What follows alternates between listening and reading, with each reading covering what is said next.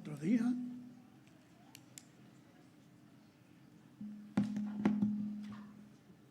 Y las páginas debidamente dobladitas, como me enseñó Sesca hace ya semanas, y no hará necesario, como algunos queríais, subir a pasármelas. Así que hoy no os haré sufrir, por lo menos con esto. Bueno, venimos hablando de quién como nuestro Dios. Y le decía yo, ya vi que las canciones de hoy han ido estupendamente. ¿Quién como Él? ¿Quién como nuestro Dios? ¿Y quién es como nosotros? Su pueblo, que tenemos la libertad y el gozo de decir las cosas que decimos y sentirnos tan amados como nos sentimos por Él, y los unos a los otros. Bueno, yo le decía el otro día a Miqueas, yo soy Pedro. El otro día le decía a Miqueas, pues quizás este domingo no hará falta que vengas, porque ya te abonaste el domingo pasado a explicar cómo sentir los profetas, y me interrumpió y me dijo, no, de eso nada. Yo me encontré muy a gusto con aquella gente y quiero volver. Así que aquí está Miqueas.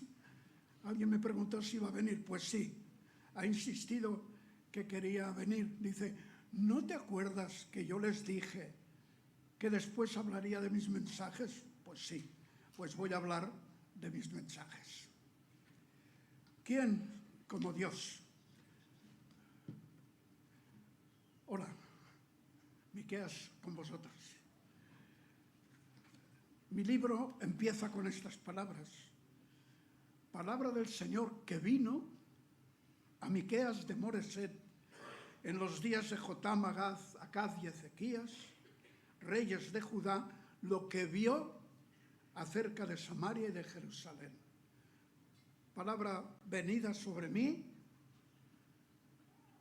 imágenes delante de mí. Porque Dios no solamente nos decía cosas, sino mostraba cosas para que toda nuestra mente, todos nosotros nos llenáramos de las cosas para entenderlas lo mejor posible y transmitirlas después con veracidad y con fuerza.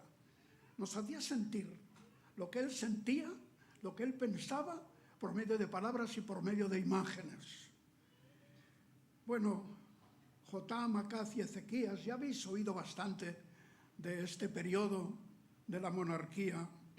Sabéis que en el reino del sur, en Judá, hubo algunos reyes como Ezequías y Josías que lo hicieron bastante bien e intentaron que el pueblo dejara la idolatría y renovara su dedicación a Dios y sus alabanzas en el templo, pero a pesar de sus esfuerzos, como sabéis, el pueblo una y otra vez volvía para atrás y la maldad del reino de Judá fue en aumento. En el reino del norte, en Israel, las cosas fueron peor. Si alguno de vosotros, siguiendo mis consejos, la semana pasada habéis leído Reyes y Crónicas, esta semana ya habréis visto qué panorama el que tuvimos que vivir en aquellos tiempos. En el reino del norte las cosas fueron de mal en peor, la mayoría de los reyes fueron un desastre y finalmente quedaron preparados para ser enviados a Babilonia, a Siria y luego a Babilonia los de Judá. Pero bueno, vamos a lo que realmente yo quiero compartiros hoy.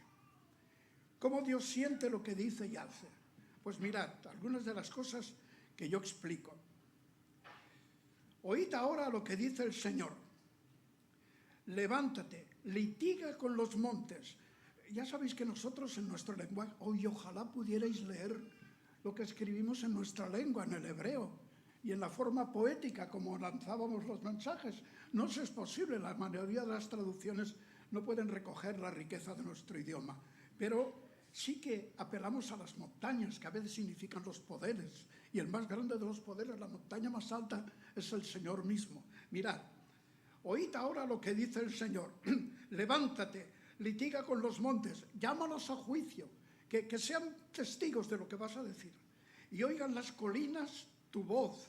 Oíd, montes, la acusación del Señor. Dios acusa a su pueblo. Y vosotros, perdurables cimientos de la tierra, los montes, porque el Señor tiene litigio contra su pueblo y con Israel establecerá juicio. Litigio y juicio. Un juicio que se demuestra justo por causa de lo que el pueblo ha hecho. Y es de lo que vamos a hablar hoy. Me alegro que habéis puesto, porque yo estaba ahí, habéis puesto obra social ahí porque tenemos que tomar conciencia. No se trata de dar limosnas, se trata de hacer justicia. Y si no la hacen los que tienen que hacerla, la hacemos nosotros. Sí, ¿veis qué bien? Hablemos del litigio de Dios. Yo no voy a disponer del tiempo, o ya acabaré un poco más tarde, ya bien. Si alguien se tiene que ir, lo pararé. Digo que no dispongo de tiempo para recordaros todas las cosas que el Señor me dio y me hizo ver para su pueblo. Leerlas en mi libro, por favor.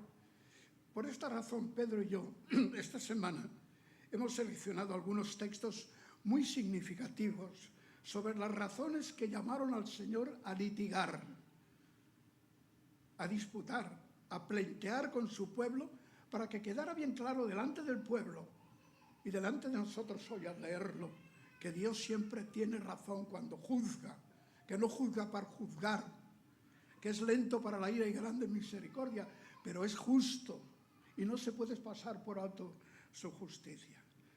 Primero, contra los gobernantes. Ay, los gobernantes.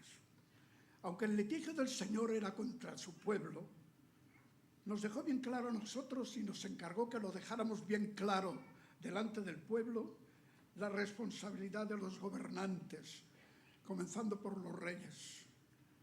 Siempre las cosas suelen ir así.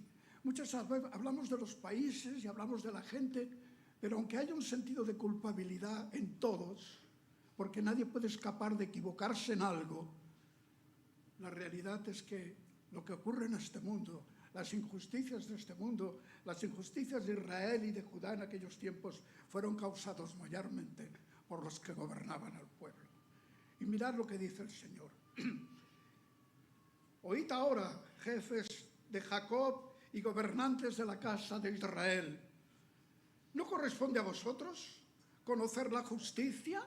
¿No sois los encargados de administrarla, de hacer las cosas bien hechas? Vosotros, aquí, que aborrecéis lo bueno y amáis lo malo, que les arrancáis la piel, perdonad ese lenguaje, pero es que es así, que les arrancáis la piel de encima y la carne de sobre sus hombros, que coméis la carne de mi pueblo, la desolláis su piel, quebráis sus huesos y los hacéis pedazos como para la olla, como carne para dentro del caldero. Tela marinera, así eran. Y así hacían los gobernantes, los que tenían que administrar justicia, los menos justos de los habitantes de la tierra. Entonces, clamarán al Señor un día, pero Él no les responderá.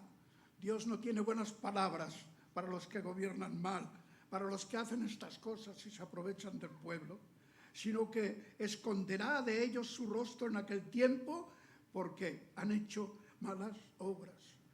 Yo creo que algunas veces cuando se piensa en el pavor, en la pena que le daba a Dios la idolatría, se piensa que a él le molestaban los ídolos. Claro que le molestaban los ídolos, era celoso.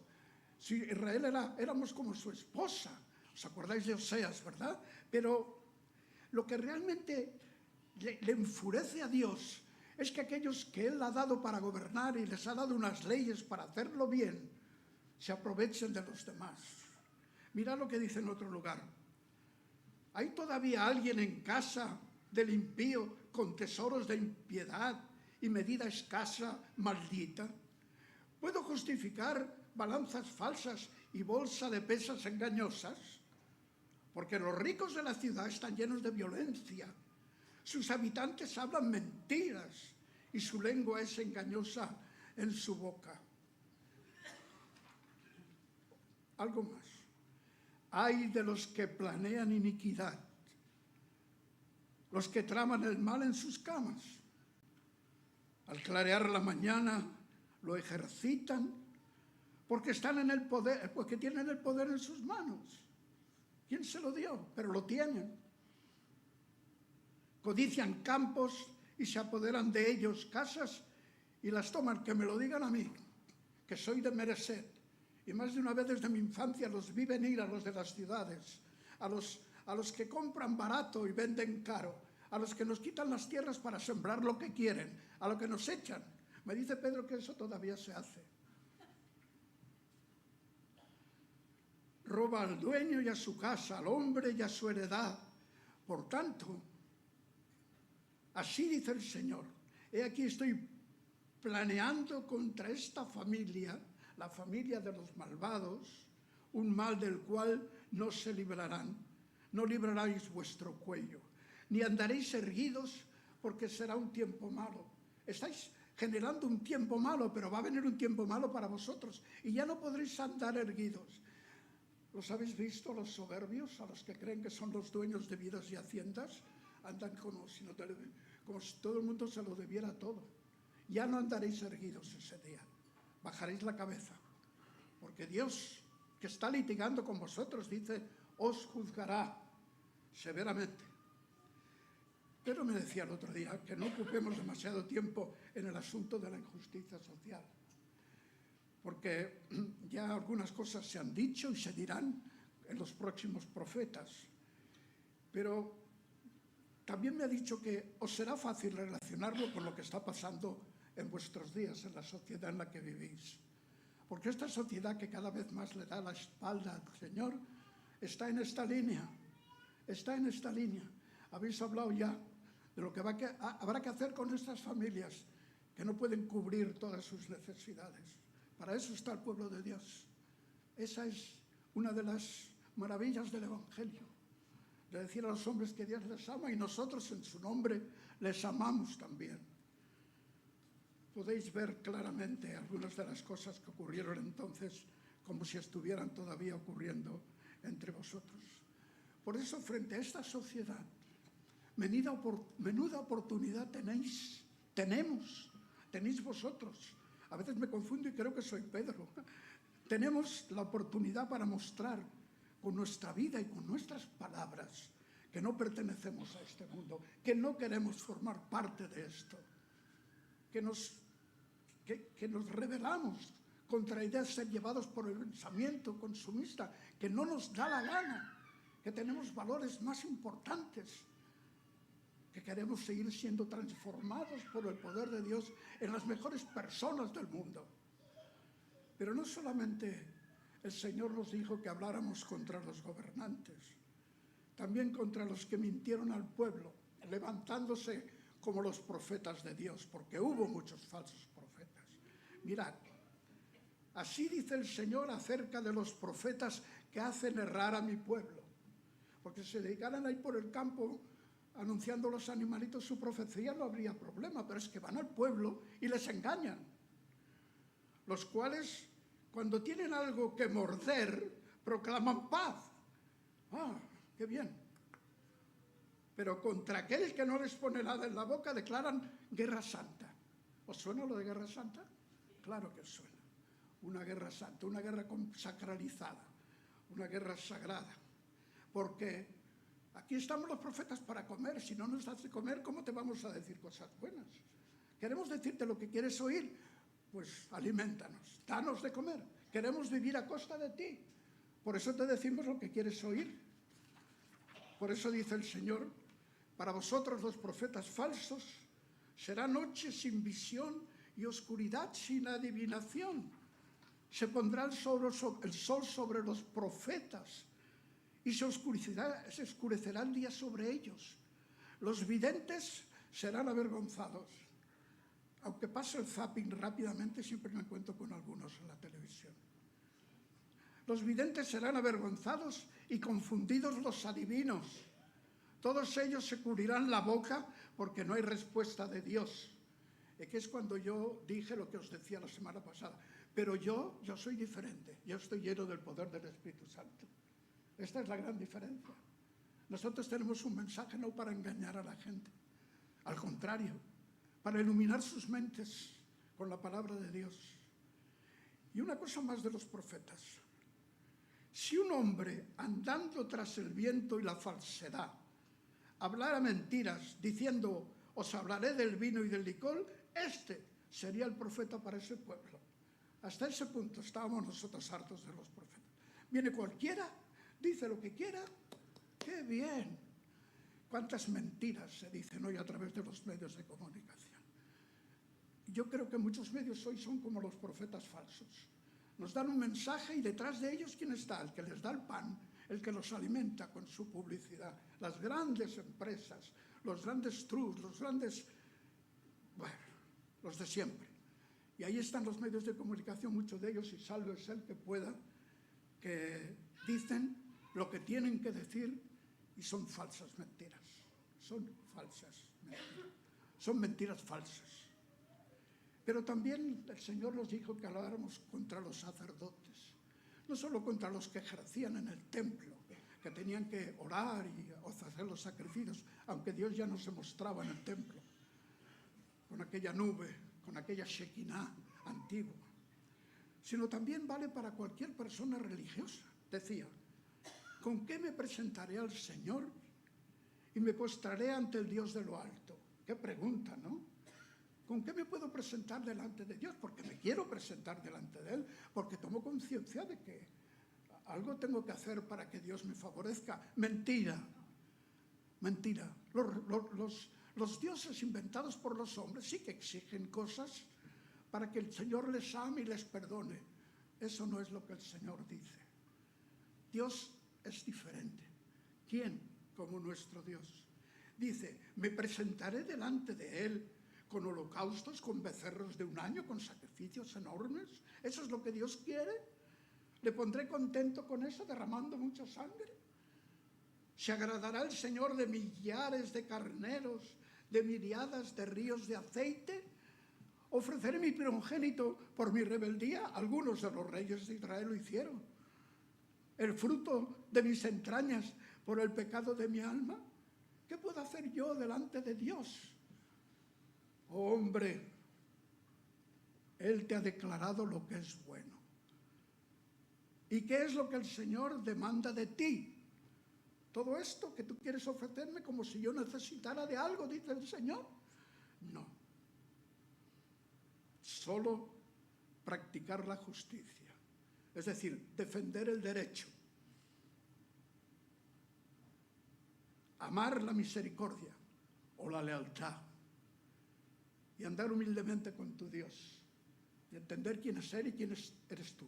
Y no pretender darle nada a Dios, sino recibir con la gratitud todo lo que Él te da. Para que lo administres bien.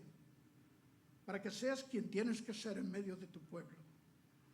Hay otras traducciones en esta parte que dicen, prudente es temer el nombre del Señor.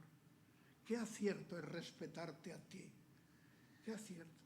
Y los que creen que sin respetar a Dios y lo que Él dice que tenemos que hacer, le vamos a poner alegre cantando y ofreciendo cosas y aquí estoy.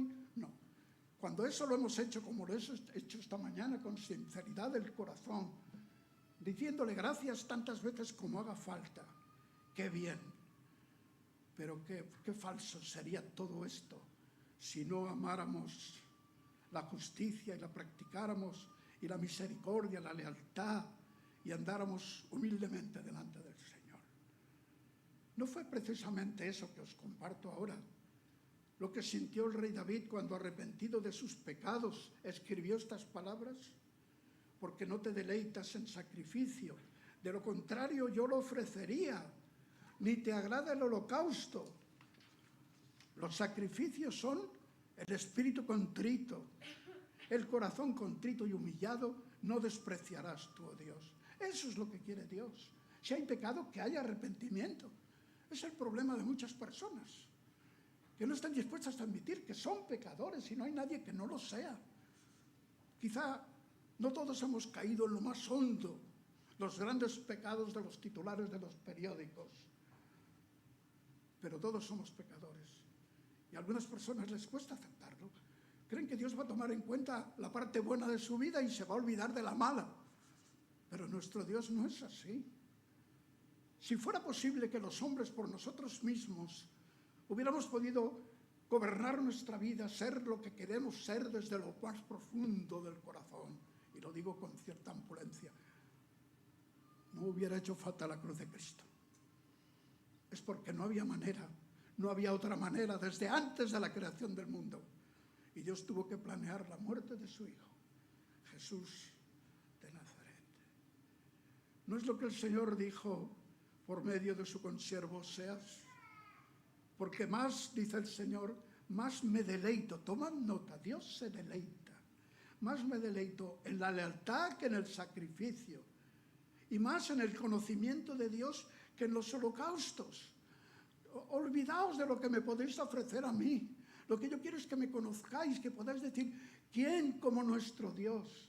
Que me conozcáis cada vez mejor, porque conocerme a mí es, dice el Señor, la vida eterna. Me deleito en la lealtad. Cuando somos leales, delante del Señor, delante de los demás, delante de aquellos que el mundo no merece, el Señor se deleita, se deleita. Pedro y yo hemos escogido dos preguntas para compartir con vosotros.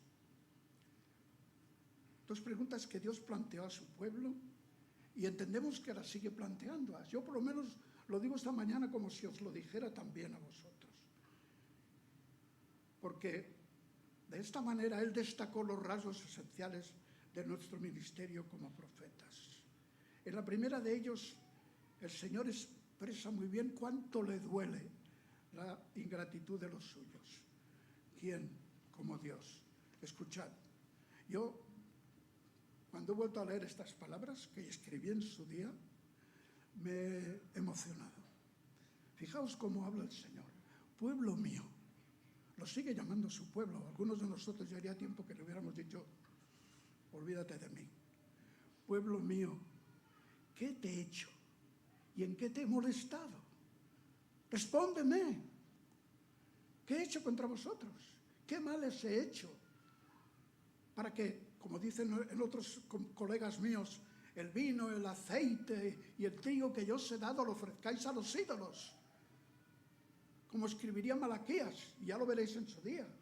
Cogéis los sacrificios, lo peor, me lo ofrecéis a mí. Cuando yo dejé de claro que tenía que ser sacrificios limpios, porque tipificaban al Cordero de Dios que vendría a este mundo. ¿En qué te hemos robado? Me habéis robado todo. Me lo habéis robado todo. Pero ¿qué os he hecho, pueblo mío? Respondedme, ¿tenéis argumentos? Y recuerda, pues yo te hice subir de la tierra de Egipto. ¿No te acuerdas lo que hice para librarte? ¿No te acuerdas cómo eras? ¿Cómo vivías esclavizado? Y de la casa de servidumbre te redimí. Recuerda de dónde te saqué. Y envié delante de ti a Moisés, a Aarón y a María, a mis siervos, con autoridad, con poder, con gratitud en sus corazones, te los entregué para que te libraran y para que te guiaran. Pueblo mío, acuérdate ahora en este momento, que me habéis dado las espaldas, que vais tras los dioses. Acuérdate ahora de lo que maquinó Balac, rey de Moab, y de lo que le respondió Balaam, hijo de Beor, desde Sittim hasta Gilgal, para que conozcáis las justicias del Señor, para que sepáis siempre cómo os he defendido. Esta historia de Balaam y Balac la podéis encontrar en los capítulos 22 a 24 del libro de los Números, como sabéis. ¿Os acordáis? El rey Balac, el rey de Moab, los moabitas, el rey de Moab, veía que aquel pueblo libertado de Egipto venía y dijo, yo tengo que acabar con esta gente. Bueno, y hay un vidente que cada vez que dice algo en contra de un pueblo, ocurre, y a favor de un pueblo ocurre. Y va y le consulta y dice, ven, quiero que maldigas a esta gente que viene. Y Balaam dice, pues no, haré lo que el Señor me diga. Y el Señor no le dice que lo bendiga. 3 veces lo hace ir Balac al palacio y le promete el oro y el moro. Y él dice que no puede maldecir a aquellos a los que Dios bendice. Y el Señor le dice ahora, acordaos de esto, ya no os acordáis cómo os he defendido siempre, cómo os he cuidado. La otra pregunta surge porque llega un momento que el pueblo dice, no nos sermonéis, no profeticéis, dejad de decir estas cosas. Dios no va a hacer esto que vosotros decís. Dios no nos va a llevar a la cautividad. Dios no está tan enfadado con nosotros. No le hacemos sacrificios, no tenemos... Y dice el Señor, no hacen bien, no son buenas mis palabras al que camina rectamente. Es que cuando yo hablo, el propósito de mis palabras no es hacer bien. Cuando yo hago juicio, no es para machacaros, es para mover vuestros corazones al arrepentimiento. Eso es lo que no quería Jonás, ¿verdad? El mensaje de Dios siempre busca, si duele, pues que duela. Yo no sé si sabéis que yo estuve yendo a un chino cuando me quedé sordo, y cuando me pinchaba y me dolía, dice que duela, mientras más duele mejor. ¿Se cura antes? Sí, mientras más duele mejor. Mis palabras hacen bien, y si duelen es porque tienen que doler. Si hay necesidad de mover al arrepentimiento, ese es su propósito, pero siempre son buenas. Y si son para consuelo, si son para seguridad, para lo que sea, no hacen bien mis palabras al que camina rectamente, al que quiere andar bien, al que quiere funcionar en la vida como un ser humano de verdad. Y otra cosa que pensamos que debíamos compartir con vosotros, porque una parte de mi libro viene dedicado a ello. ¿Cómo tiene determinado Dios que va a suceder en los últimos tiempos con su pueblo y las demás naciones de la tierra? De eso ya habéis oído y seguiréis oyendo en las próximas semanas. Como ya sabéis, y menos mal que fue así, junto a las palabras de juicio que el Señor nos dio desde su litigio contra el pueblo, nos consoló el corazón dándonos también palabras de restauración. Y nos dijo que sus propósitos para el final de los tiempos eran otros. Que iba a haber deportación, que los del norte, Israel, serían llevados a Siria y nunca más volverían a ser lo que fueron. Porque los asirios lo que hicieron fue llevárselos a todos y meter allí a sirios, y ahí surgieron los samaritanos, que los judíos nunca vieron con buenos ojos. Pero los que fueron deportados a Babilonia, entre ellos grandes hombres y profetas como Daniel, estos sí volverían a la tierra. Pero ese regreso a la tierra era un símbolo, un adelanto de lo que un día ocurrirá. Para ocuparnos de estas cosas necesitaríamos, Pedro y yo, bastante tiempo. Por esa razón pensamos que no íbamos a abordar el tema, por varias razones. Pedro me ha dicho que este tema de la venida del Señor y de los acontecimientos de los últimos tiempos genera cierta turbación, y que hay gentes que discuten, hermanos que discuten con estas cosas, que si será así. Y algunos incluso se han atrevido a dar fecha de la venida del Señor. Hay mucho que oír todavía de estas cosas en las próximas semanas. Pero con los mensajes sobre los profetas menores que vais a tener, las cosas van a estar mucho más seguras. Y si a esto añadís, como me leía Pedro estos días, las enseñanzas de Pablo en Romanos, en cuanto al futuro de Israel, pues lo tendréis más claro. Hacedlo. Ahora sí, yo no me podría marchar de aquí sin haceros oír estas palabras del Señor. Y sucederá en los últimos días que el monte de la casa del Señor será establecido, estará firme. El monte es el monte donde está establecida la casa de David, el monte, pero es también el monte en el sentido de todo el poder. Como cabeza de los montes, se elevará sobre las colinas, sobre todos los pueblos, sobre todos los hombres, sobre todas las naciones.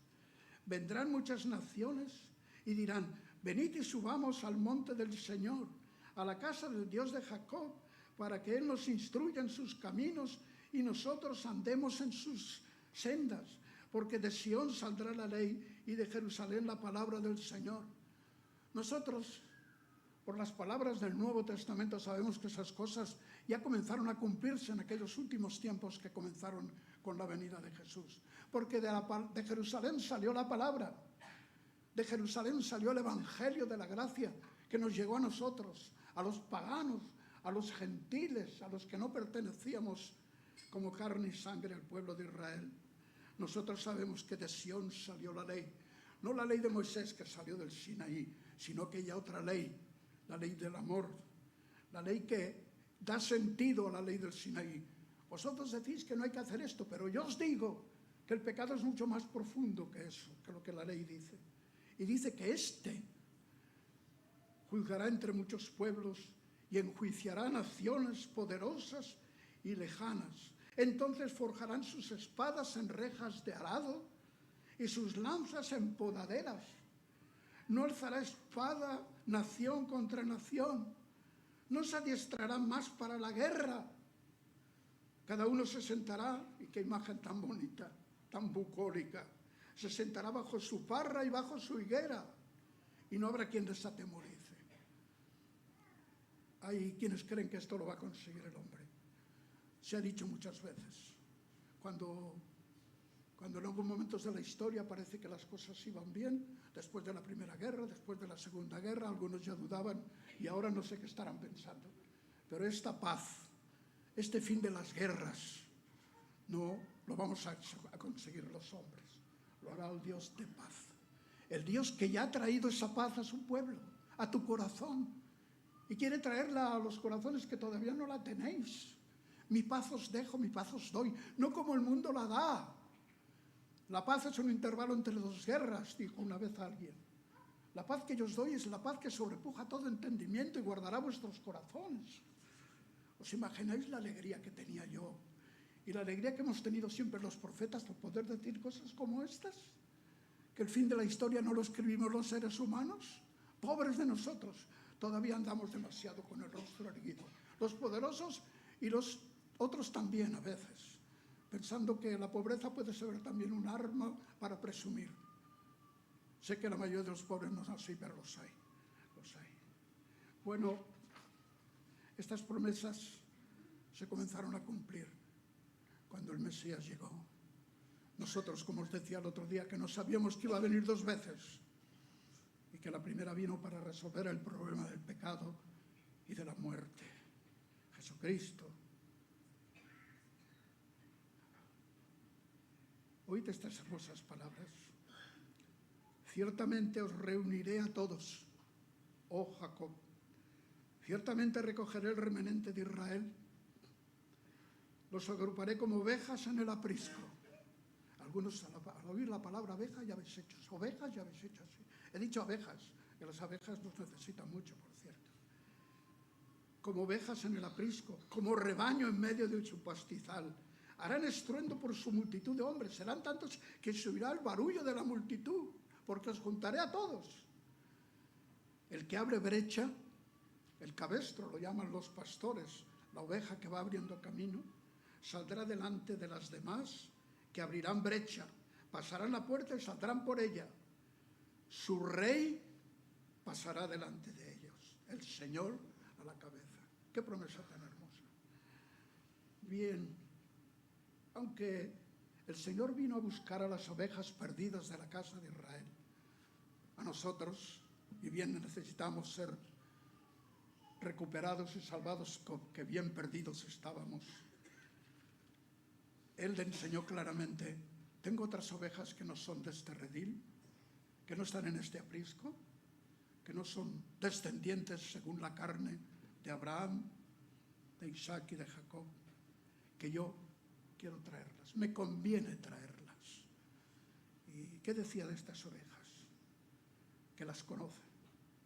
A mí me da una alegría tremenda saber que Dios me conoció desde siempre. ¿No se impresiona saber que tú siempre estuvieras en el pensamiento de Dios? Y que lo que Dios está haciendo en tu vida ahora lo diseñó ya. Y que ha contado con tu obediencia y tu desobediencia. Ha contado con tus errores y tus fracasos, pero también con todo lo bueno que puedes haber hecho.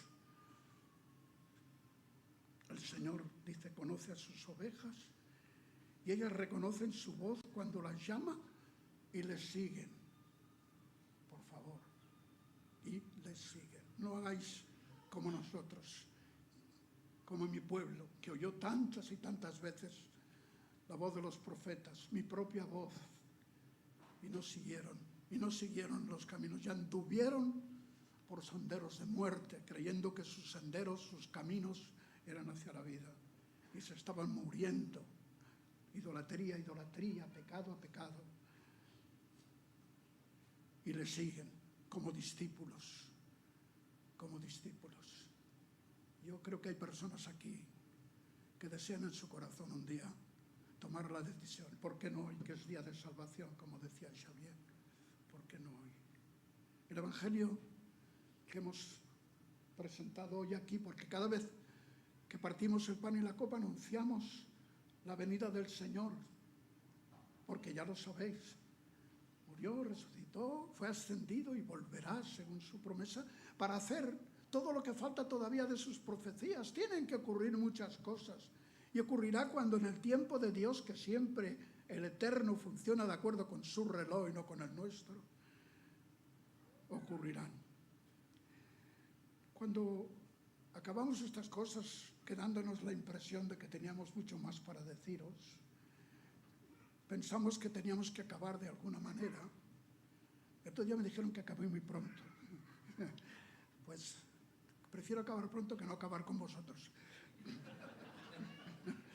Yo dije a Pedro, hombre, podíamos hacer algunas recomendaciones al final, que siempre, por lo menos esas cosas pueden quedar claras. Y Pedro le dije, pero si las de la semana pasada funcionaron bien, ¿por qué no las volvemos a decir? Os las vuelvo a decir.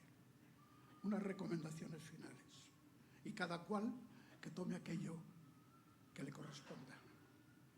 Seguid esforzándoos en conocer cada vez mejor cómo piensa Dios, pero también en experimentar cómo siente Dios lo que piensa y lo que hace.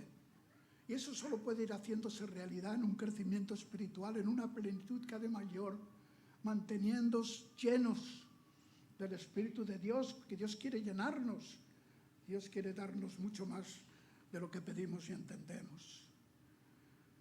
Dedicad más tiempo a la lectura de las Escrituras Sagradas, en una actitud de comprometida escucha a lo que el Señor os quiera ir diciendo. No creáis que el Señor ha callado. Gracias a Él por tener la palabra, todos nuestros libros y los que tenéis después de la venida del Señor Jesucristo. Y las cosas que se anuncian en el último de esos libros, el Apocalipsis, tan extraño, tan difícil de entender, más para vosotros que para nosotros. Pero el Señor quiere ir diciéndote cosas. A lo mejor en el silencio que teníamos, un silencio que a mí me impone mucho. Cuando tenemos la mesa del Señor y estamos en silencio, mientras se reparten los símbolos, a mí me impresiona mucho.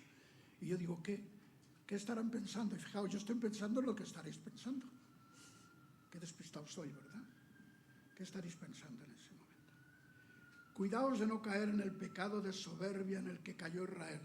No solo los gobernantes, sino todos y cada uno de ellos. Unos porque guiaban y otros porque se dejaban guiar. Y hay de aquellos que no lo hicieran. Hay de aquellos desposeídos de todo que tuvieron que soportar la maldad, la injusticia. Ni limosna había en aquellos años. Cuidaos de no caer en ese pecado. Nos considerábamos el único pueblo al que Dios amaba. A nosotros nos ama porque hemos creído. A los demás no los ama porque no creen. ¿Pero qué? ¿Alguien puede decir una barbaridad como esa?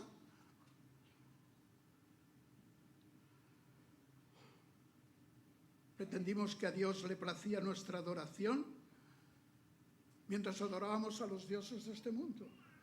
Las naciones paganas decían, nuestros dioses nos protegen, ganamos batallas gracias a ellos. Y nosotros decíamos, bueno, pues vamos a adorar a sus dioses, así además de la protección del Señor, tendremos también la protección de sus dioses.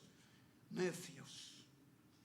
¿No conocéis el amor del Señor y el celo del Señor por su pueblo? ¿No sabéis que os he llamado la niña de mis ojos? ¿Cuánto nos equivocamos? Como si se pudiera servir a más señores a la vez. No se puede, ni se debe.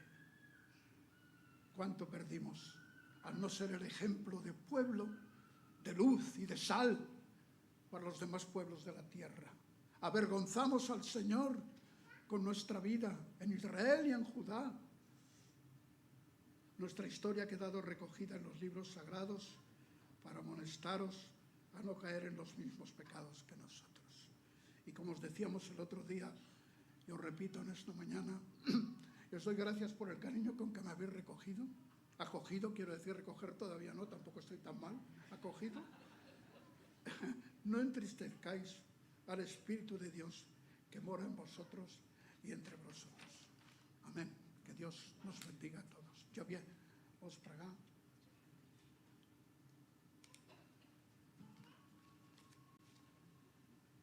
Ya que me traigo el agua no la necesito, ¿será posible?